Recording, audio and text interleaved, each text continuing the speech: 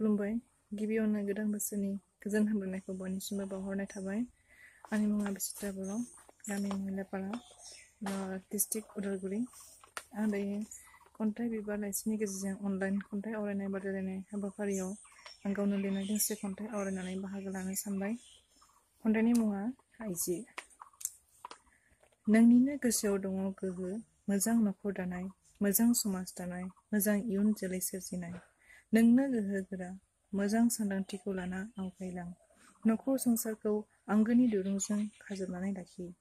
दा गुरुं हो आंगोनि सोमोन्दो, बयखौबो अनलायनाय बुजिलायनायजों सामलायलां।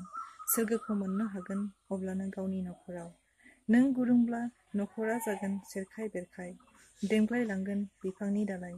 सहायनांगोन दुखु खस्थ', बेखायनो नों सांग्रां जा। आखायाव लाबायब्ला नों बिबान, मोजाङै मावफुंलांनो दालांनो नाजा।